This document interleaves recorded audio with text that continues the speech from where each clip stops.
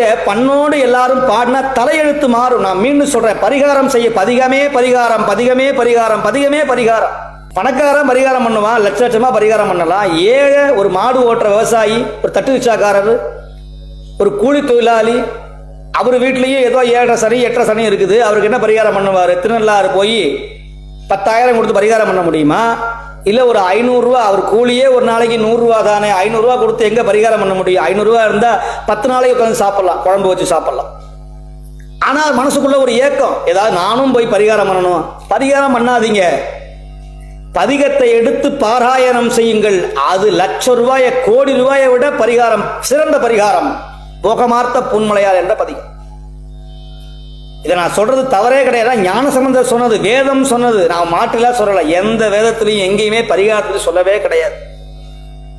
காட்டின நான் ஒத்துக்கிறேன்.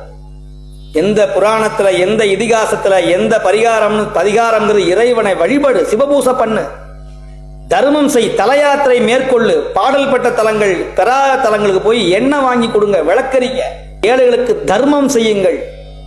உலகத்துல 2 தான், ஒன்னு பாவம், ஒன்னு துன்பம், தவிர வேற எதுவும் வராது. ஒன்னு நல்வினை தீவினை, 2 தான் நடக்கும். அதுல வாங்குறவனுக்கும் பாவம் போகும், தர்றவங்களுக்கும் பாவம் போகும். இது ஒண்ணுதான் உலகத்திலேயே 2 சிறப்பு வாய்ந்து, தர்மம் ஒண்ணுதான். உலகத்துல 2 விஷயம், ஒன்னு ஒருத்தர் வாழ்த்துறோம்னா அவர் மகிழ்ச்சி அடைவார், திட்டினா அவர் வருத்தம் அடைவார், பாவம் வரும். புண்ணியம் பாவம் 2 தான். ஆனா 2மே புண்ணியமா நியூட்ரலா நிற்கக்கூடிய ஒரே விஷயம் தர்மம். வாங்குறவருக்கு, பிச்சை வாங்குறவருக்கு பாவம் நீங்குது. அவர் செஞ்ச பாவமெல்லாம் பிச்சை வாங்கும் போதே அம்மா தாயர் கேட்கும் போது அவர் செஞ்ச பாவமெல்லாம் போயிடுச்சு, அந்த ஆணவம் அழிஞ்சு போச்சு. அவ்வளோ பெரிய வாழ்ந்தவர் பிச்சை இருக்கிறாரு, கை நீட்டு கேட்கிறாரு, அப்படிங்கும் போது அந்த ஆணவம் அழிஞ்சுடுது. வாங்குறவர் சிவபெருமான், ஏந்தும் கரம் சிவபெருமான் கரம். சரி, தர்மம் போடுறாரு, அவருக்கும் பாவம் போச்சு. வாங்குறவருக்கும் பாவம் நீங்கியது, தர்றவருக்கும் பாவம் போயிடுச்சு. இது 2மே தர்மம் தரக்கூடிய, வாங்கியவருக்கும் புண்ணியம், தர்றவருக்கும் புண்ணியம் தரக்கூடிய ஒரே நிலை தர்மம் தான். தர்மம் தாழாது அறம் செய்மின் தயாமூலத்தன்மம் என்னும் தத்துவத்தின் வழி நின்ற ஒரே இறைவன் சிவபெருமான். அதனாலதான் அவரே போய் பிச்சை எடுக்கிறார் பிரம்ம கபாலத்துல. ஏன்?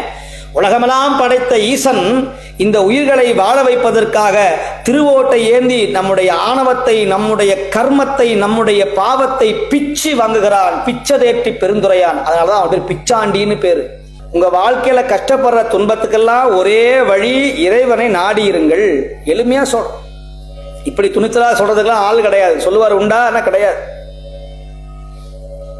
ஆனால் அந்த துணிச்சல், அந்த திராணி, அந்த தைரியம் ஞான சம்பந்தர் இந்த நாயனுக்கு கொடுத்துருக்கிறாருன்னு சொன்னா, அவர் போட்ட பிச்சை, 4 போட்ட பிச்சை தான் இந்த காரணம்.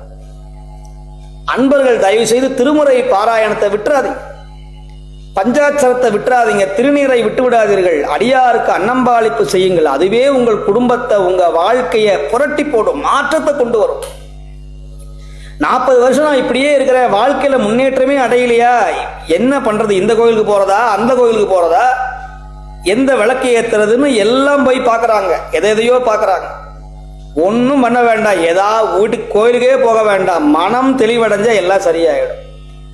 அந்த மனத்துக்கான தெளிவு தரக்கூடிய மிக அற்புதமான ஒரு நூல் தான் திருவாசகம்.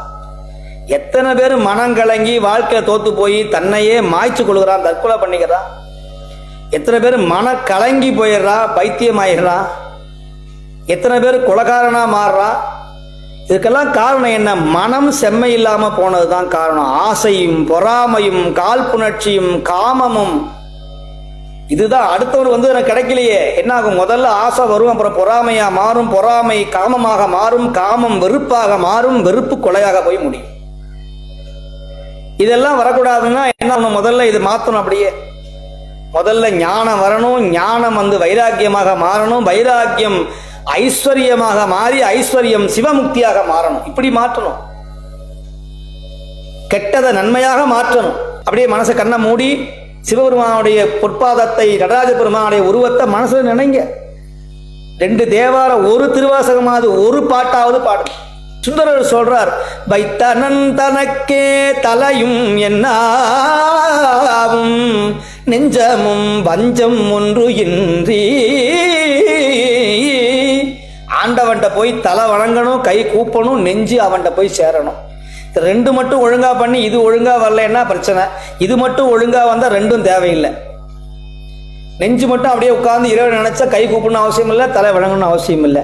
ஆனால் இது ரெண்டும் பண்ணிவிட்டு இப்படி பாவலா பண்ணி கூழ கும்பிடு போட்டுக்கிட்டு ஆனால் உள்ளுக்குள்ளே வேற எதையோ விஷம் நம்பியார் மாதிரி இப்படி இப்படி கையை நசுக்குனீங்கன்னா கதை முடிஞ்சு போச்சு. அப்புறம் அவன் நசிக்கிடுவான் அவங்கள, ராவணனை போட்டு நசுக்கிற மாதிரி நசிக்கிடுவார். நிறைய பேர் அப்படித்தான் பண்றாங்க. அதெல்லாம் சாமி நமக்கு நிறைய காட்டி கொடுக்குறாரு, பார்த்த மாத்திரத்திலேயே காட்டி கொடுத்துருவார். டேய் அவன் ஜாக்கிரதையாயிரு அப்படின்னு சிவபெருமான் காட்டி கொடுத்துருவார். இதெல்லாம் எப்படிங்க தெரியுது? இதெல்லாம் படிக்கணுமா, மாயாஜாலம் பண்ணணுமா? ஒரு மண்ணாங்கட்டியும் கிடையாது.